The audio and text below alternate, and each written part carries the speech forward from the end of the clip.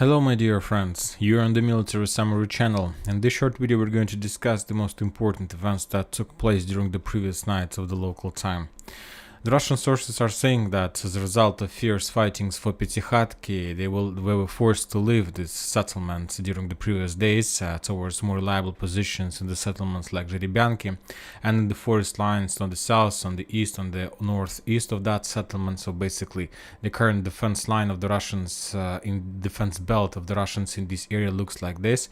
But anyway, the Ukrainians neither were able to save control over this settlement, and the Russians reported that during the previous night of the local time, the Ukrainians were forced to step back from this settlement towards more reliable positions on the north.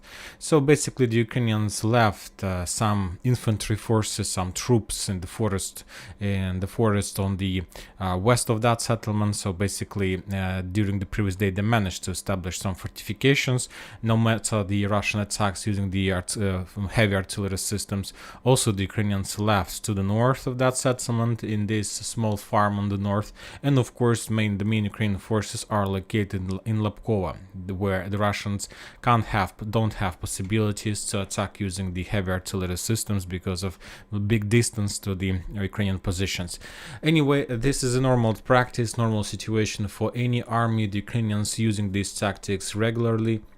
First, they attack the Russian positions, and the first thing they want to get is to force the Russians to leave the settlement. We saw the same tactics on the Vremivka tactical bridgehead during the first days of strong operation. The Russians left Niskuchna, the Russians left the settlements like on the Vremivka bridgehead, but the Ukrainians neither saved control over them. They left those settlements before the night came, and after that, during the few days of storming operation, they finally managed to establish control.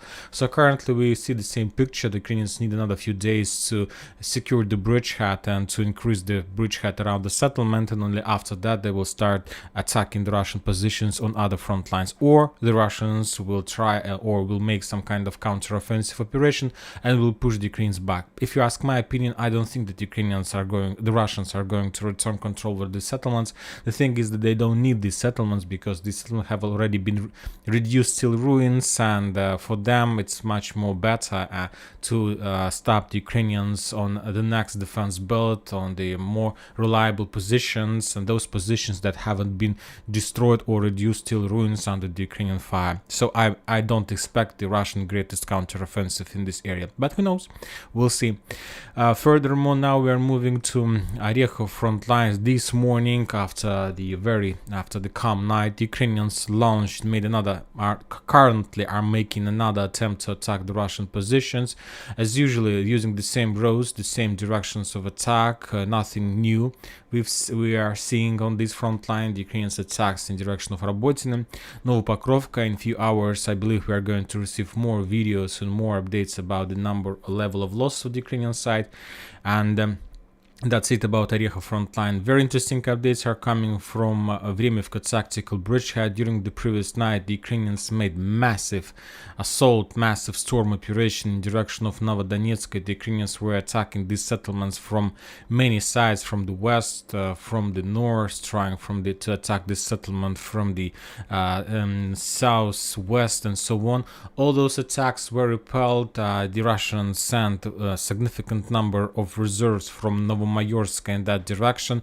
After very fierce fightings and settlement, the Russians published the video how their storm squads were making some kind of counter-offensive operation. As a result of fierce fightings in that area, the Ukrainians were defeated and were forced to step back. This video was published by official Telegram channel of Ministry of Defense of Russian Federation. So basically on this video they're saying they're showing the process of counter-offensive operation in the vicinity of Novodonetsk.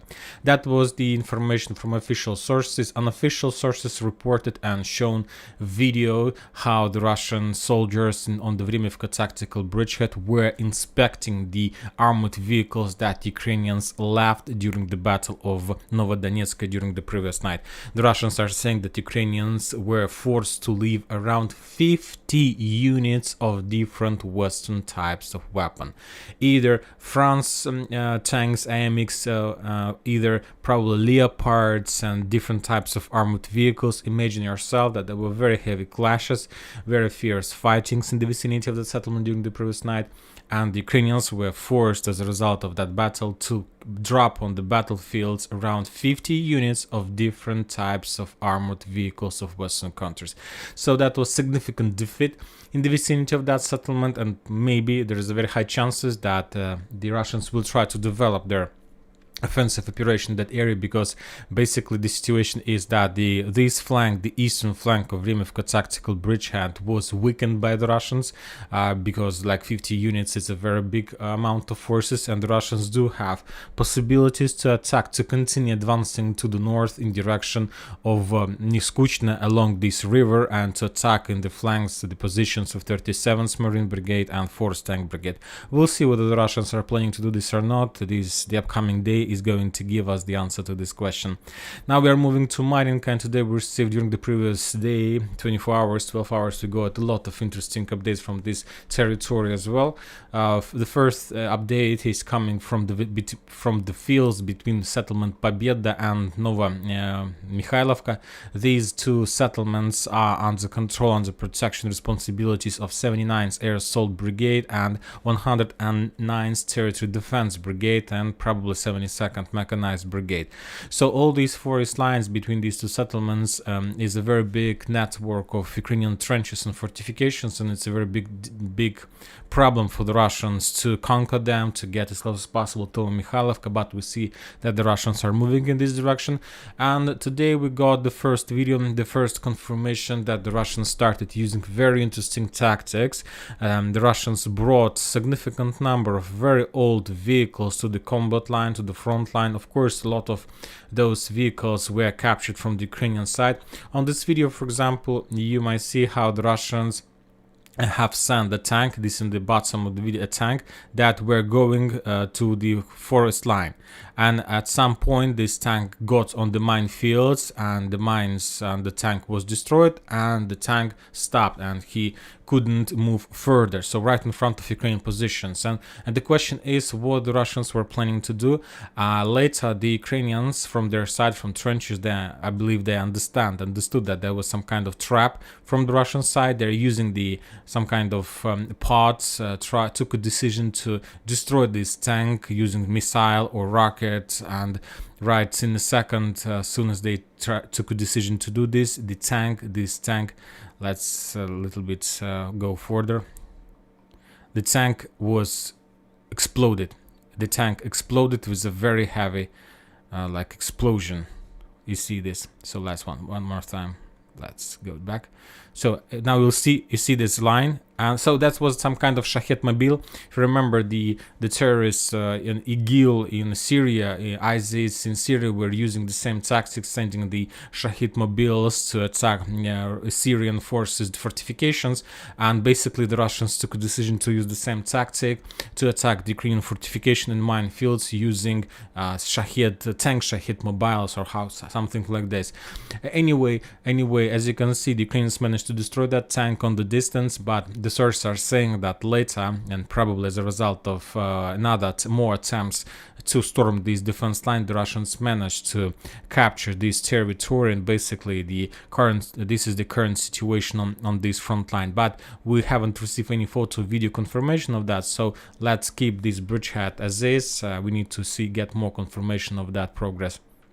Also, the Russians reported that the squads of Storm Z units, it's like Shoigu's forces, who is under control of the Ministry of Defense of Russian Federation, managed finally to establish control over these farms on the northern part of Marinka, and the Russians are saying that those farms couldn't, like Akhmat special unit, neither Russian forces couldn't establish control over those farms, and the Storm storm these squads. It's the ex-prisoners did that during the previous 12 hours, and probably the northern part of Marinka has been captured by the Russians, and now they are able to focus their attack against the supply roads that goes to the west and southwestern part of Marinka. Anyway, the Russians are saying that that was a significant progress that will ease the further developments in that settlement.